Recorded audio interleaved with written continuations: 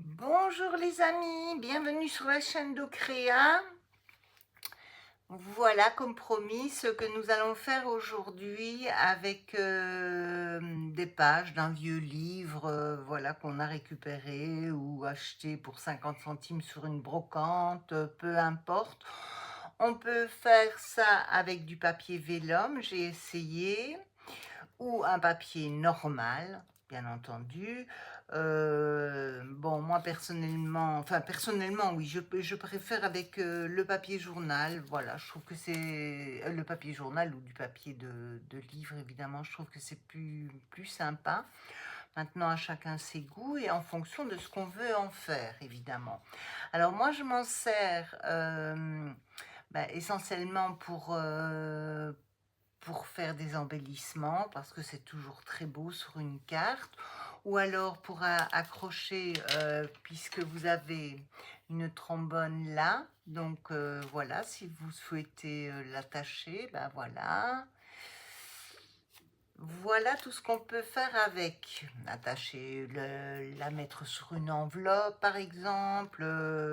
Enfin, je vous laisse le choix, vous en ferez ce que vous voulez. Alors, certains sont doubles, comme ceci, même triple, parce que j'ai pris 3 pages, mais ce n'est pas nécessaire. Alors, je vous cherche, voilà. Celui-ci est simple, donc il y a juste une page qui est en double, donc vous avez juste deux petites feuilles, donc ça c'est vous qui choisissez. Je vais vous montrer tout ça. On pousse ça, on le met là-bas, comme ceci. Voilà. Et voilà. Donc, vous prenez un livre pocket, bien entendu. Vous coupez la partie blanche sur les côtés. Donc, voilà, moi je l'ai préparé. Et vous pliez. Alors, une première fois vers le haut, comme ceci. Une deuxième fois, toujours sur le haut. Et ensuite, vous le pliez de la gauche sur la droite. Voilà, excusez-moi, je le prends, mais c'est parce que c'est plus facile. Voilà, ça vous donne un petit carré qui va vous faire tout simplement votre nœud. La partie où vous allez commencer à découper déterminera bien entendu le centre de votre nœud. Donc vous pouvez le faire tout petit, vous pouvez le faire un peu plus large. Pour les pièces ici que j'ai fait en triple, j'ai démarré en faisant un très grand, puis un moyen, puis un petit. Donc ici, on va les faire simples, ce sera plus facile. Et puis quand on a compris, voilà, il suffit de le refaire. Donc, je coupe ici et je fais mon nœud. Voilà. Alors là, évidemment, c'est vous qui choisissez ce que vous voulez faire comme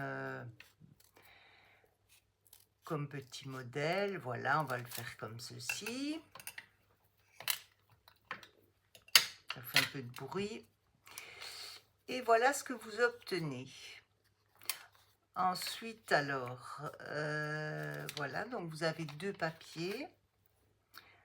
Là, c'est là que tout va se jouer. Donc, c'est vous qui allez déterminer comment vous souhaitez les mettre. Voilà, comme ceci. Vous pouvez très bien les laisser en double aussi. Voilà. Vous ancrez évidemment de nouveau si vous le souhaitez. Je trouve que c'est pas mal parce que ça donne un petit côté un peu vieilli.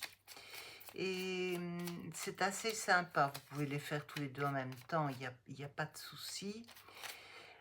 Alors, vous pouvez évidemment l'ancrer dans différentes couleurs, en fonction de la perle que vous allez mettre, si vous voulez la sortir. Moi, je l'ai fait ici, par exemple, pour la rose, voilà. J'avais pris de l'oxyde en rose. Et voilà. On va le mettre comme ceci. Voilà.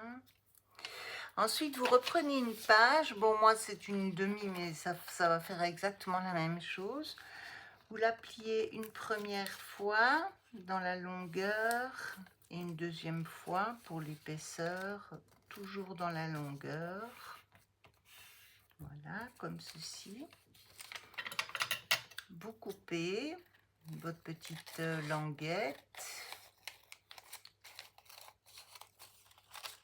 Hop là.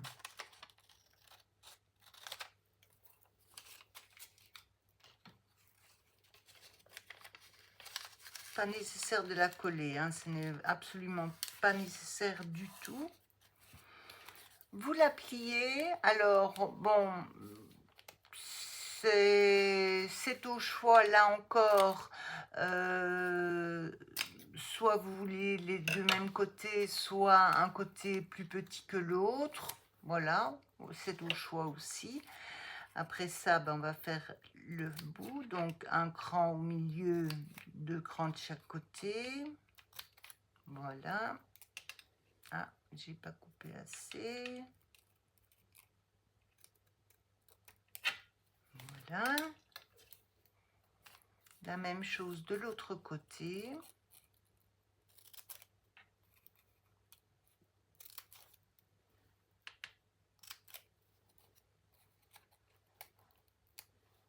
Voilà. Bon, si vous avez ancré le nœud, il vaut mieux peut-être ancrer ceci aussi. Ça rend... Bon, j'y vais vraiment grossièrement parce que je trouve que bon, ces couleurs-là sont très jolies et ce n'est pas gênant. Vous placez votre languette derrière, bien entendu, votre nœud. Alors, comme ceci. Vous prenez une trombone tout à fait classique, celle-là est abîmée. Je vais en prendre une autre, voilà. Et vous placez le petit côté devant. Voilà.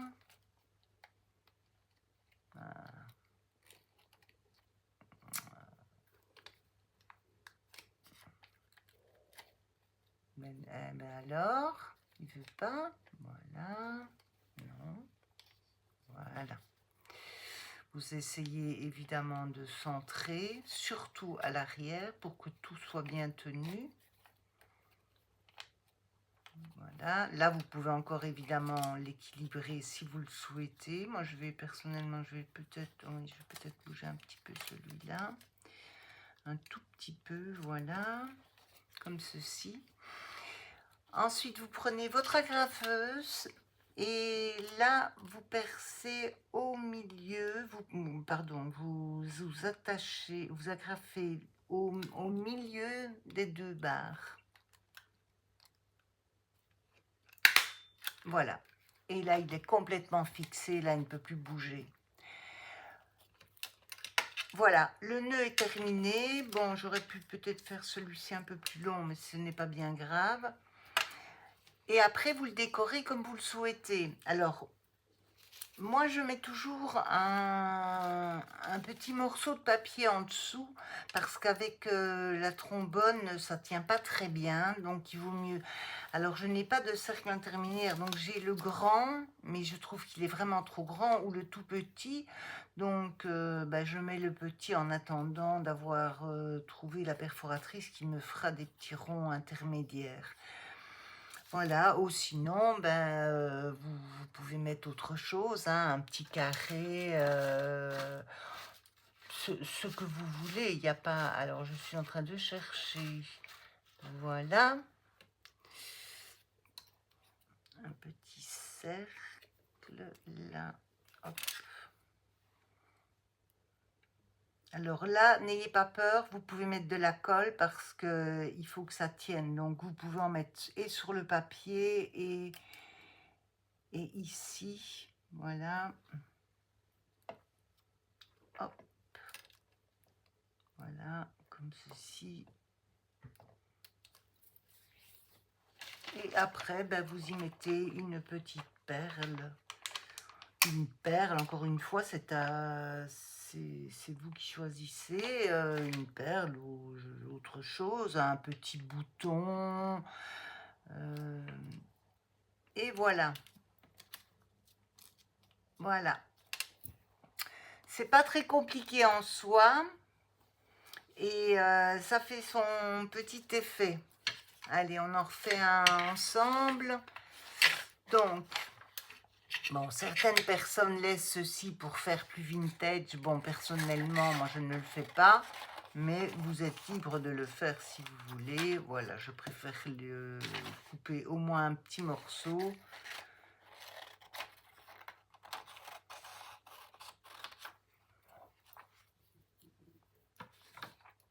Voilà. Alors, on plie une fois vers le haut, une deuxième fois vers le haut. Et une fois de gauche à droite.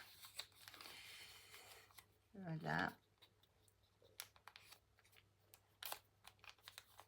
Voilà. Donc vous avez 1, 2, 3, 4, 5, 6 feuilles. Voilà. Alors, coupez bien du côté où les feuilles sont doubles, évidemment. Pas où elles sont simples, parce que vous n'aurez pas un nœud. Alors, vous aurez 4 morceaux. Donc, on va le faire comme ça. Voilà.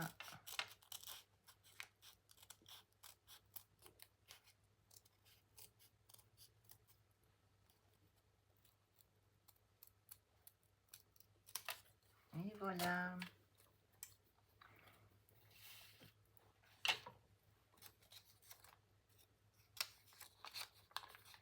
Voilà. Et vous avez 2 petits nœuds. Bon, alors après, il faut bien choisir, évidemment, les... Voilà, les amis. J'espère que ce petit tuto vous aura plu. J'ai beaucoup de jolies choses à vous présenter encore. On ne va pas s'arrêter en si bon chemin. Si vous avez des questions, ben, n'hésitez pas, il y a les commentaires, vous pouvez les poser.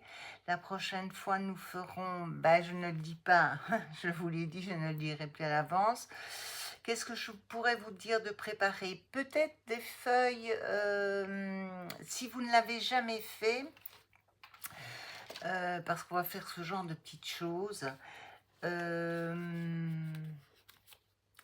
Imprimez votre papier ou en tout cas le teinter.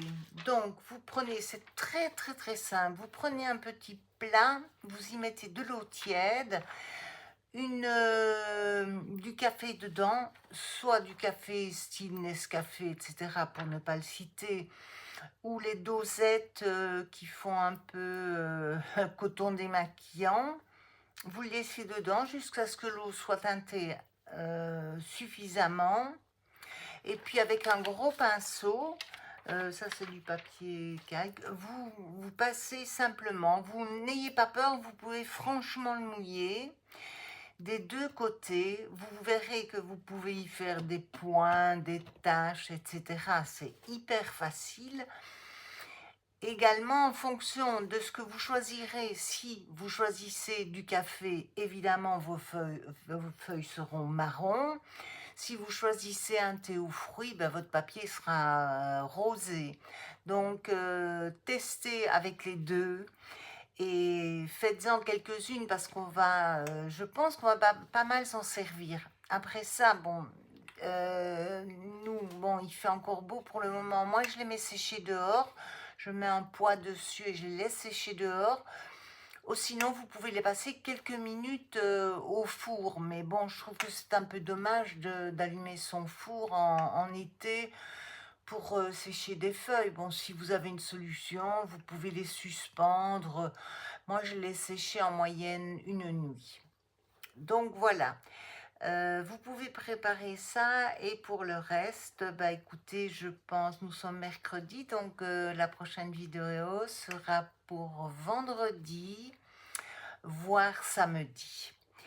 En attendant, ben, je vous dis encore un grand merci, je vous fais de gros bisous et je vous dis à très très bientôt. Bye bye les amis.